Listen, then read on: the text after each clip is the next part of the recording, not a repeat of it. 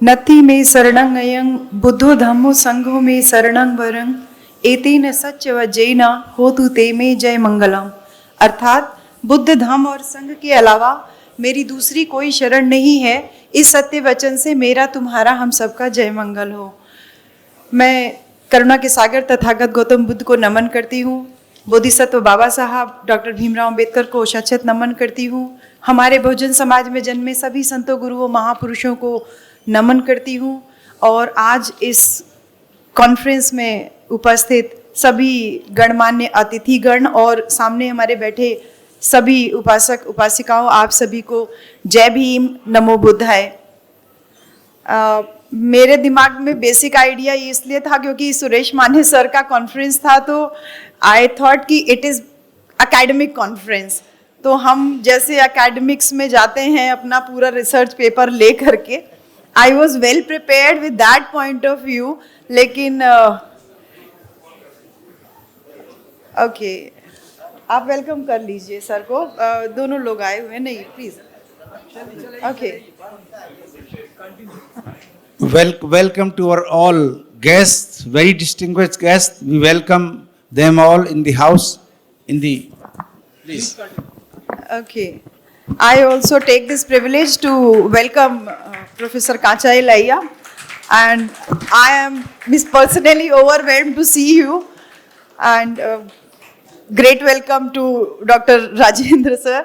आप दोनों लोग एक क्रांति जो लेके चल रहे हैं, काचा लैया दी शेफर्ड और राजेंद्र गौतम एज अ निष्कासित एमएलए, और घूम घूम करके जो है बाबा साहब का मैसेज आप पहुंचा रहे हैं। जो रियल डेमोक्रेसी की बात थी वो यहीं से शुरू होती है। क्योंकि सर आप आ गए हैं तो मैं आप ही से बात शुरू कर देती हूँ, नहीं तो मैं पूरा एकेडमिक फ्रेमवर्क बना के आई थी। मैं कल रात तक, बल्कि सुनील जी जो रेलवेज में है, मैंने उनसे भी संपर्क किया कि ये एकेडमिक होगा कि यहाँ पे सभी सुनने वाले रहेंगे, क्योंकि हम लोगों का बेसिक जो एकेडमिक चलेगा तो वो टोटल इंग्लिश में चलेगा। तो मेरा दिमाग और फ्रेमवर्क वैसा ही बना था। But yes, we are very happy to find all the people, specially जो कानपुर से हमारे सुभाष चंद्रा सर और पूरी टीम आई है, आर्य गौतम सर, दोनों लोग अपनी अपनी पत्नियों के साथ में आए हुए हैं, और भी अलग अलग जगहों से जो लोग आए हैं उन सबका भी वेलकम मैं करती हूँ। और साथ ही साथ क्योंकि काचा लैया सर आ गए हैं तो अब हम सारे लोग चाहेंगे कि नेक्स्ट सेशन जल्दी शुरू हो, सर को सुना जाए। तो थोड़ी थोड़ी बातें हम आप लोगों से भी कर लेंगे। सर की मैंने एक बुक पढ़ी थी, God as a political philosopher, Kancha Ilaiah sir का लिखा हुआ है, आप लोग भी उसको पढ़ सकते हैं। बहुत विस्तार से उन्होंने बुद्ध के समय के शासन की बात की है, किस तरीके से बुद्ध का जन्म जो शाक्य कुल में हुआ था, उस समय डेमोक्रेसी का क्या स्वरूप था, वो जो चल रहा था उसमें बुद्ध का जब महाभिनिष्क्रमण हुआ, बुद्ध जब गृह त्यागे, और गृह त्याग करने के बाद जब बुद्ध ने अपना ज्ञान प्राप्त किया और संघ की जो व्यवस्था बनाई, तो संघ में जो डेमोक्रेसी थी वो वही डेमोक्रेसी थी, क्योंकि बुद्ध का जन्म ही एक ऐसे स्टेट में हुआ था जहाँ पे पहले से ही एक लोकतंत्रात्मक जो व्यवस्था थी वो विद्यमान थी। और फिर जब बुद्ध स्वयं अपने उपदेशों में तमाम बातें बोलते हैं, वज्जियों को लेकर के, वैशाली के जो वज्जी हैं उनको लेकर के, जब वो बात कहते हैं कि जब वो पहला प्रश्न उठाते हैं, गणतंत्र का जो एक अवधारणा है, democracy is basically a concept, a theory. एक कॉन्सेप्ट है, एक थियोरी है, एक आइडिया है, और वो आइडिया कहाँ से निकल के आता है। इलेक्टोरल डेमोक्रेसी पे भी मैं आऊंगी, क्योंकि from democracy to electoral democracy की है, तो ये जर्नी है, और दोनों दो चीजें हैं। अगर दोनों एक चीज होती तो अलग अलग नहीं लिखा जाता। सर ने क्योंकि लिखा है तो इट इज अ जर्नी। तो डेमोक्रेसी तो हमारे डे टू डे लाइफ में, जैसे बुद्ध के दिमाग में, तथागत गौतम बुद्ध के दिमाग में जो पहला डेमोक्रेसी का कॉन्सेप्ट आया कि कौन चीज ज्यादा प्रेशियस है, आप सबको पता है कि सिद्धार्थ गौतम ने उस युद्ध को लड़ने से मना कर दिया था जो पानी के ऊपर होने वाला था। पहला प्रश्न बुद्ध ने यही उठाया, बल्कि वो बुद्ध नहीं थे, सिद्धार्थ गौतम थे, कि what is more precious, blood और वाटर, क्या चीज ज्यादा कीमती है, खून कीमती है कि पानी कीमती है, and what is the logic behind shedding blood over water, over the dispute of water. पानी के लिए खून बहाना कहां तक जायज है। तो ये डेमोक्रेसी है ना जो बेसिक ह्यूमैनिटेरियन ग्राउंड पे स्टैब्लिश होता है, बुद्ध के सिद्धांतों में हमें सबसे पहले देखने को मिलता है। और उसके साथ ही साथ जब वो अजात शत्रु को कहते हैं वज्जियों के खिलाफ, जब वो कहते हैं कि हम उनको हराना चाहते हैं, तो बुद्ध जब उपदेश करते हैं आनंद को कहते हुए कि वज्जियों को हरा पाना संभव नहीं है। क्यों? क्योंकि वो 7 बातों का पालन करते हैं। मैं डेमोक्रेसी की ही बात इसीलिए कर रही हूँ, 5 मिनट बाद मैं इलेक्टोरल डेमोक्रेसी पे भी आ जाऊंगी, और फिर उसके बाद जो वर्तमान में जो हिंदूक्रेसी चल रही है उस पे लाके इसको कंक्लूड करूंगी।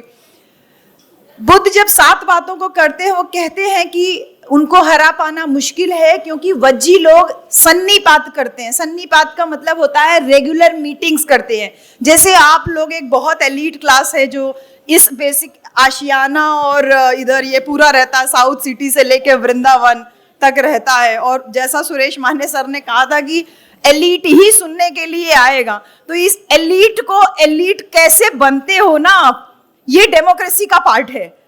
आप एक अछूत जिसके गले में मटका था, कमर में झाड़ू थी, वहां से आप एलीट बन के आए हो। It is a journey from democracy to electoral democracy, और अब वो इलेक्ट्रिक मतलब एलीट क्रेसी में कन्वर्ट हो रहा है, जिसको साहब कांशीराम अपने चमचा युग में लिख करके भी गए। I will come to those very factors. लेकिन वो जो कह रहे थे बुद्ध की वज्जी लोग लगातार सन्निपात करते हैं, यानी रेगुलर इंटरवल्स में मीटिंग करते रहते हैं, क्योंकि उनके मन में कोई भेद होता है तो वो दूर हो जाता है। महमूद प्राचा सर से हम आज मिले, लेकिन सर का नाम मैं इतने दिन से सुन रही थी। शायद कुछ मीटिंग्स ऐसी होती हुई थी जहां मिलते मिलते रह जाते थे, तो हमारे भी दिमाग में ये हो सकता है, सर के भी दिमाग में हो सकता है कि पता नहीं वो कितनी घमंडी होगी या सर कितने नॉलेजेबल होंगे कि हम लोग एक दूसरे से मिल नहीं पा रहे हैं। तो अगर हम रेगुलर इंटरवल्स में मिलते रहें तो हमारे मन में कोई मनमुटाव नहीं होगा। बुद्ध यही कहते हैं, रेगुलर मीटिंग्स होना एक अच्छी डेमोक्रेसी के लिए बहुत ज्यादा जरूरी है। दूसरा बोले कि वैशाली के लोग वो कभी कानून नहीं तोड़ते। कानून नहीं तोड़ते यानी कि जो अपने नियम बनाते हैं उन नियम पे वो एडहर टू करते हैं, उसका वो पूरी तरीके से 100% पालन करते हैं। फिर तीसरी बात बुद्ध कहते हैं कि वो कोई भी प्रकार का गैर कानूनी काम नहीं करते हैं। एलीट क्लास के लिए स्पेशली ये वर्ड बहुत मैटर करता है, गैर कानूनी काम नहीं करते हैं, क्योंकि हम में से बहुत सारे लोग ये काम करके ही एलीट बनते हैं। चौथी बात कि वो इंटेलेक्चुअल्स का सम्मान करते हैं, इसलिए कभी भी वैशाली के वज्जी लोगों को पराजित नहीं किया जा सकता। और 5वीं बात है जो सबसे इंपॉर्टेंट है कि आप यहाँ मंच पे खड़े होकर, चाहे यहाँ पे हो या कहीं पे भी हो, महिलाओं के बारे में इतनी बड़ी बड़ी बातें करते हैं, लेकिन जब भी घर की बात आती है तो वो डेमोक्रेसी पूरी तरीके से खत्म हो जाती है। लेकिन वैशाली के वज्जी जो हैं वो औरतों का बराबर सम्मान करते हैं, इसलिए उनको कोई पराजित नहीं कर सकता। और छठा जो मेरी बात पे ताली मत बजाइएगा, मैं ये एक रिक्वेस्ट करना शुरू में भूल गई। We are not leaders, हाँ, and we have not come here to ask you to vote us, ठीक है? We are not contesting elections, हाँ, हम नेता नहीं हैं। आप थोड़ा सा समझने की कोशिश कीजिएगा। मैं अंग्रेजी में ही बोलना चाह रही थी, लेकिन मैं आप लोगों को, क्योंकि मेरी जो प्यारी बहनें हैं ना, मैं उनके दिमाग में ये बातें जो मैं कह रही हूँ ये उन तक पहुँचना बहुत ज़रूरी है, क्योंकि अगर वहाँ वो डेमोक्रेसी रेस्टोर कर ले गई तो मेरा आना सफल हो जाएगा। पुरुष तो बहुत डेमोक्रेटिक है, तभी सब अपने अपने घर में अपनी बीवियों को छोड़ के आए, जो लेके आए वो साधुवाद के पात्र हैं, ठीक है? तो पहली डेमोक्रेसी तो आप यहीं ब्रेक कर दिए हो। तो 5वीं बात जब वो कह रहे हैं कि औरतों का आप सम्मान करते हैं तो आपको कोई हरा नहीं सकता। छठा बात जो बुद्ध ने कहा कि जो धर्म का सम्मान करते हैं, यानी सेक्युलरिज्म का कॉन्सेप्ट, ये काचाइलैया सर ने god as a political philosopher में बहुत अच्छे से डिस्क्राइब किया है। सर मैंने आपकी वो बुक को कम से कम 50 बार पढ़ा होगा। वो बुक मैंने अपने बाथरूम में रख रखी है, क्योंकि मैं उसको जो है ऐसे पढ़ती हूँ कि मैं उसको एकदम एकांत में रहूं तो और अच्छे से मैं उसको ग्रैस्प कर सकती हूँ, क्योंकि बुद्धिज्म पे कुछ बुक्स बहुत कम अच्छी हमको मिलती है, तो आराम से वो आधा घंटा 20 मिनट 25 मिनट आप आराम से उसको बिना डिस्टर्ब किए हुए आप आराम से उसको पढ़ सकते हैं। आप लोग भी उस बुक को जरूर पढ़िएगा, सर का लिखा हुआ है God as a political philosopher. तो जब धर्म का सम्मान करते हैं ऐसे में उनको कोई हरा नहीं सकता। और लास्ट है अरहत लोगों का, यानी जो हाई इंटेलेक्चुअल्स हैं जो उनका सम्मान करते हैं उनको कोई हरा नहीं सकता। तो ये बेसिक कॉन्सेप्ट जब बुद्ध कह रहे हैं डेमोक्रेसी के, इन्हीं बातों को अपने संघ में भी वो फॉलो अप कर रहे हैं। कम्युनिज्म का थोड़ा सा पार्ट दिखता है जब भिक्षु संघ को कहते हैं कि you will not have any private property. भिक्षु संघ के पास कोई प्राइवेट प्रॉपर्टी नहीं होगी। लेकिन अगर हम आज वर्तमान में देखें तो इसका जस्ट उलट हमको चीजें दिखाई देती है। तो हम उस पर कमेंट नहीं करेंगे, लेकिन बुद्ध का कम्युनिज्म ये कहता है कि जो भी प्रॉपर्टी यानी जो कुछ भी दान जो भिक्षु को मिलेगा वो संघ को दे देगा और अपने हिसाब से वो उसको यूज कर सकते हैं। और उनका अपना कोई फैमिली नहीं होगा। अगर अपना फैमिली नहीं होगा तो वो पूरी तरीके से आराम से लोगों के बीच में जाके अपना काम कर सकते हैं, लोगों को देशना दे सकते हैं और बिना किसी अपने पर्सनल लालच और पर्सनल बेनिफिट के। यही सार तत्व बाबा साहब डॉक्टर अंबेडकर जब इलेक्टोरल डेमोक्रेसी की बात करते हैं तो वो पूरी तरीके से संविधान में उसको लेकर के आते हैं। Basically democracy is a idea, is a concept, is a theory and electoral democracy is in practice, is in experience. हमें प्रैक्टिकली जो करना दिखाता है। जब बाबा साहब कहते हैं ना राजा बनने के लिए रानी के पेट की जरूरत नहीं होगी, मैंने आज वोट का अधिकार देके सारी रानियों की नसबंदी करा दी है। जब बाबा साहब पार्लियामेंट के बाहर निकल करके अपने एक साथी को ये बोलते हैं तो सोचिए बाबा साहब के दिमाग में कितना बड़ा कॉन्सेप्ट रहा होगा कि राजा बनने के लिए रानी के पेट की जरूरत नहीं, राजा बनने के लिए अब बैलेट पेपर यानी राजा बैलेट बॉक्स से निकलेगा। कितना बड़ा कॉन्सेप्ट लेकर के चल रहे थे कि डेमोक्रेसी को रियल रूप में एक्सपीरियंस किया था बाबा साहब ने। एक्सपीरियंस ऐसे किया था कि उन्होंने ये देखा था कि बचपन में नाई उनका बाल काटने से मना कर देता था, गाड़ीवान गाड़ी पे बैठाने से मना कर देता था, पढ़ने के बाद बड़ौदा के महाराज के यहाँ नौकरी करने के बावजूद चपरासी फाइल फेंक देता था, पानी नहीं पिलाता था, कारपेट समेट लिया गया, सब भागने लगे क्योंकि वो जो एक बड़ा किला था ना वो भरभरा के गिरने वाला था कि एक अछूत पहले तो पड़ गया और ऊपर से इतना पड़ गया कि वो हमारा अधिकारी बन करके आ गया। तो वो जो झूठ वाला किला था वो भरभरा के जो दुर्ग था वो एकदम खतरे में आ गया बाबा साहब की एंट्री से। तो वो उनके दिमाग में था। जितना संघर्ष उन्होंने अपने जीवन में किया, he had himself read those very books of experiences, personal experiences of his life, जो उन्होंने पढ़ा था, जो experiences bear upon किया था, उसके आधार पे उन्होंने लास्ट जो था वो काम आपके और हमारे लिए यही किया कि राजा के लिए रानी के पेट की जरूरत नहीं होगी। और इसी के साथ ही साथ जब संविधान में वो ये बात कर रहे हैं वन वोट वन वैल्यू, एक वोट एक वैल्यू, यानी लाइन में लग के आज मोदी जी भी लाइन में लग करके वोट डालते हैं, लखनऊ में हमारी बहन जी भी वो लाइन में लग के वोट डालती हैं और उसके साथ साथ आप और हम भी लाइन में लग करके वोट डालते हैं। वन वोट वन वैल्यू, हर एक वोट की एक बराबर कीमत होगी।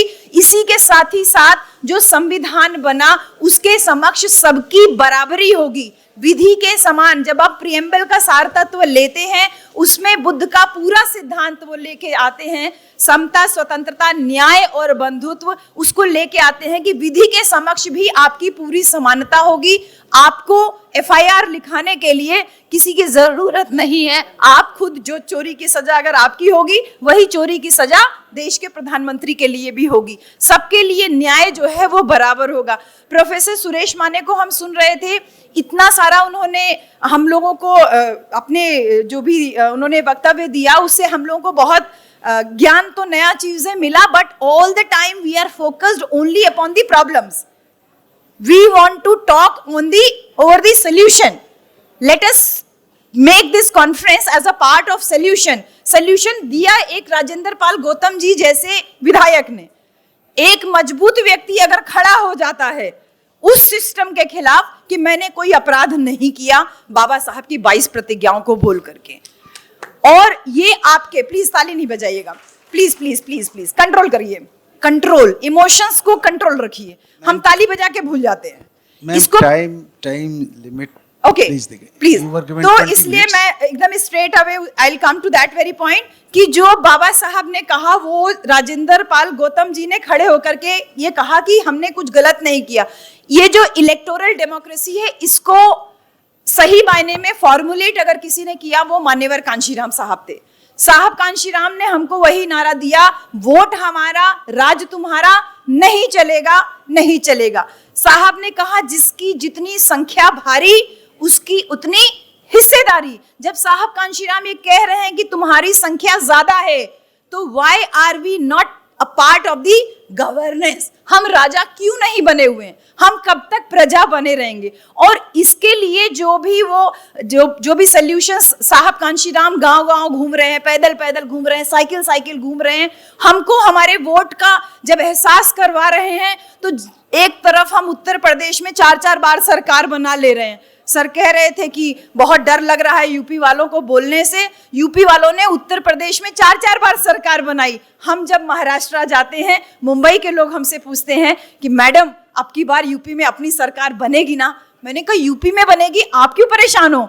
बोले यूपी में जब सरकार अपनी बनती है तो यहाँ का कोई भी कर्मचारी हो, अधिकारी हो, हमसे अदब से बात करता है। This is the power of electoral democracy. और इसी चीज को छीनने के लिए वो साम दाम दंडभेद लगाए हैं। साहब ने माने सर ने बहुत अच्छे से समझा दिया कि साहब के साथ उन्होंने काम किया है और क्या क्या चैलेंजेस हैं। तो अब उन चैलेंजेस को हम किस रूप में, क्योंकि आप एलीट क्लास हो, आपका बड़ा बड़ा कम से कम 2000-2500 स्क्वायर फीट में आपका घर बना हुआ है, और फिर आप चुनाव से पहले देखोगे कि 5 किलो राशन बट रहा है, 2-2 हजार रुपया बट रहा है, खाते में पैसा पहुंच रहा, और आप में से बहुत सारे एलीट अधिकारी भी उसका पार्ट होंगे जो खाते में पैसा ट्रांसफर करते होंगे। ऐसे में आपकी क्या जिम्मेदारी बनती है? ये इलेक्टोरल डेमोक्रेसी के आगे वाला पार्ट है। बाबा साहब संविधान दे के गए, वोट का अधिकार दे के गए। साहब कांशीराम एक स्टेप आगे बढ़े, उसको कैसे इंप्लीमेंट किया जाना चाहिए वो साहब ने करके दिखाया कि हमें ना बिकने वाला समाज तैयार करना है, क्योंकि धन्ना सेठों की फौज लगी हुई है। तो ना बिकने वाला समाज तैयार करने के लिए यही सो कॉल्ड एलीट था जो साहब के साथ में खड़ा था। उसमें हमारे राजेंद्र सर भी एक हैं। आप भी साहब के साथ काम किए हैं। दिल्ली में मुझे आपके बारे में बहुत सारी बातें जो है सुनने के लिए मिली, तो मुझे बहुत अच्छा भी ये लगा कि मैं उन लोगों से मिल तो सक रही हूं जो लोग साहब कांशीराम से साथ काम किए हैं। अब आप अपनी जिम्मेदारी समझिए कि जो लोग एटलीस्ट रिटायर हो गए हैं, अभी एक सर हमको मिले थे, वो एसडीएम से रिटायर हुए, कहने लगे अब तो रिटायर हो गया हूं, तभी तो इतना फुर्सत है कि मैं आज आया हूं। सर पदम सर वहां हापुड़ से आए हैं। तो आप रिटायर हो गए हैं, अब आपके पास टाइम है, तो वो टाइम केवल इस तरीके के एलीट कॉन्फ्रेंसेस के लिए मत रखिए। लेट अस मूव, जहां पे साहब कांशीराम लेकर के गए थे कि अपने लोगों, अपनी जड़ के तरफ लौटिए, अपने गांव की तरफ लौटिए, और अपने गांव में लोगों को उनके वोट का वैल्यू बताइए कि your vote is not worth 5 kg ration. तुम्हारा वोट केवल 5 किलो राशन के लिए नहीं बना है। तुम्हारा yes, this is the concluding part, because you have given plenty of time to Professor Mane, so I'll take this privilege at least to conclude for 5 minutes, within 5 minutes. Because had I read the paper, it would have taken at least 20 minutes. So still I have 15 minutes. अभी मैंने घड़ी लेकर के इसीलिए आई हूँ, 15 ही minute हुआ है। तो I'll take this privilege because whole night I had traveled. मैं रात भर ट्रेवल करके गोरखपुर में, कल मेरा प्रोग्राम था, तो मैं गोरखपुर से रात भर ट्रेवल करके I have come to this place. तो मैं कंक्लूजन पे ही कह रही हूँ कि आपकी और हमारी क्या जिम्मेदारी होती है वो हम तय करें। ये कॉन्फ्रेंस केवल एकेडमिक कॉन्फ्रेंस नहीं है। अगर होती तो हम पेपर रीड करते और चले जाते। तो अपने आप को अगर आप एलीट कह रहे हो तो अपनी जिम्मेदारी भी तय करिए, क्योंकि ये जो बुलडोजर संस्कृति है जिसको सुनने में अच्छा लगता है, ताली बजाने में अच्छा लगता है, और ये भी कहने में अच्छा लगता है कि आप डरते हैं, हम डरते नहीं है इस बुलडोजर संस्कृति से। इसकी डेप्थ में अगर जाइए तो बुलडोजर चलता किससे है? तेल से चलता है ना। कोई भी गाड़ी है तो तेल से चलती है ना। और ये जो बुलडोजर संस्कृति आज हमारे ऊपर हावी हो रही है, स्पेशली मुस्लिम्स को टारगेट करके, वो बुलडोजर का तेल आपका वोट है, जो आप नाराज हो करके इधर उधर डाल रहे हो। अपनी जिम्मेदारी तय करो। अपने वोट को सही तरीके से आप डालना सीखो। मैं अपनी बात कर रही हूं, मैं बीएचयू में प्रोफेसर हूं, पीएचडी है मेरे पास, 17 साल का पढ़ाने का एक्सपीरियंस है। इसके बावजूद मैं अपना पर्सनल एक्सपीरियंस बता रही हूं कि जब पिछली बार गठबंधन का वोट डालने के लिए बनारस में मैं गई, मैं हाथी वाला बटन खोज रही थी, लेकिन हमारे बनारस में गठबंधन में दैट वाज साइकिल को वोट मुझे डालना था। और मैं अपनी बात बता रही हूं कि फ्रैक्शंस ऑफ सेकंड मुझे लगे कि यार हमारा वाला बटन तो दिख ही नहीं रहा है।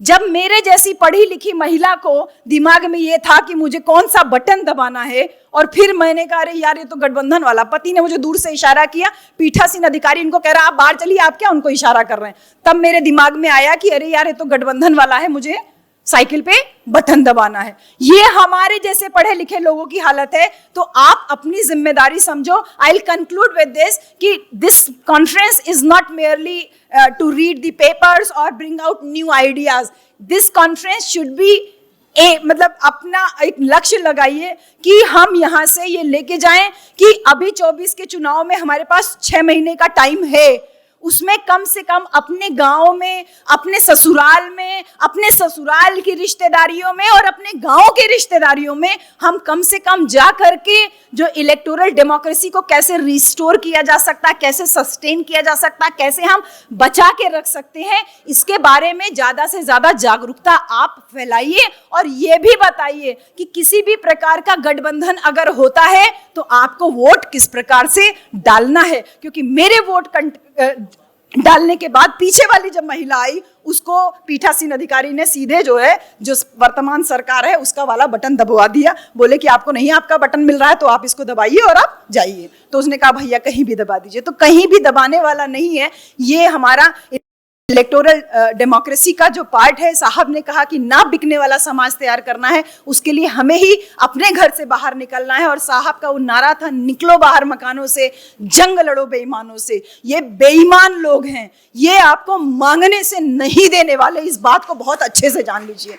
कांचा इलैया सर जैसे व्यक्ति के ऊपर जब ये उंगली उठा सकते हैं, और कांचा इलैया सर जैसे व्यक्ति अपने नाम के आगे शेफर्ड लगा के धड़ल्ले से घूम सकते हैं, तो आप कितने अपने आप को एलीट मान सकते हो यार। कांचा इलैया सर ही आपके टीचर हैं, ये सर हम लोगों के, सब लोगों के टीचर हैं।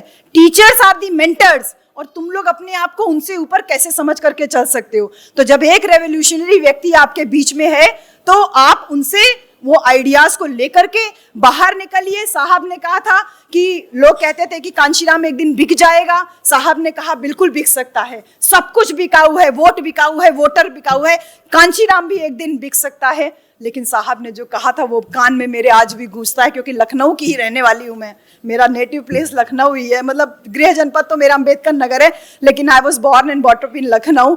साहब ने लक्ष्मण मेला ग्राउंड में यही बात कही थी कि कांशीराम बिक सकता है, वोटर बिक रहा है, वोट बिक रहा है, लेकिन कांशीराम के बिकने की कीमत 5 किलो राशन नहीं होगा, 2000 रुपया नहीं होगा। कांशीराम प्रधानमंत्री के पद के नीचे नहीं बिकेगा।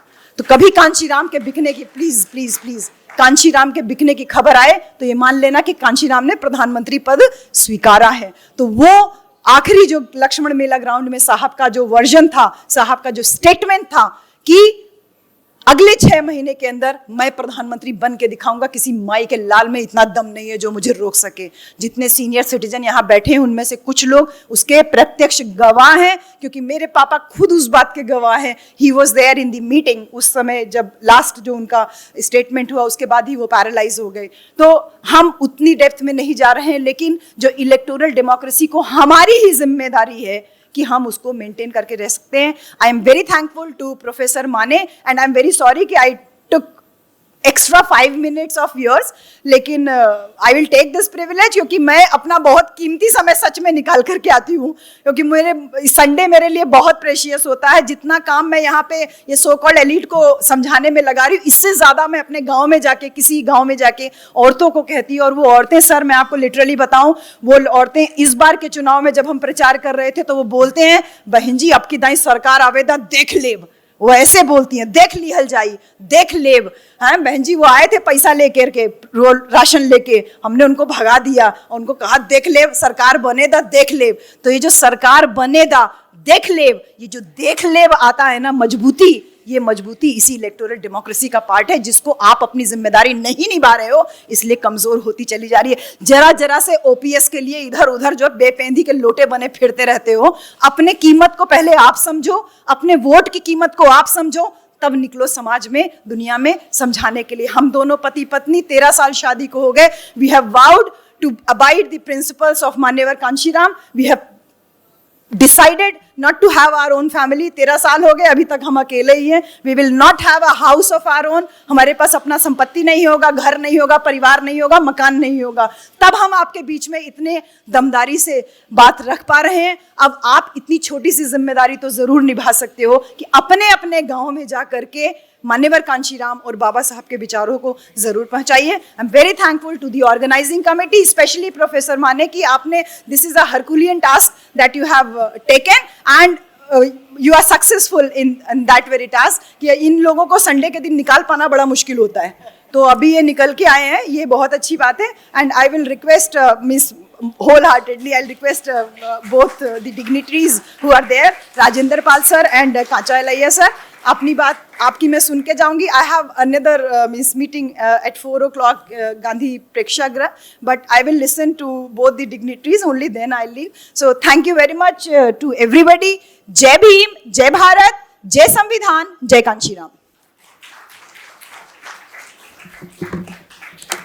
थैंक यू इंदु मैम, आपने डेमोक्रेसी के बारे में बहुत अच्छे से सभी को समझाया, स्पेशली महिलाओं के लिए जो आपने आग्रह किया है हमारे पुरुष समाज से, वो बहुत ही अच्छा है। और मैम का तालियों से जोरदार स्वागत कर दीजिए एक बार।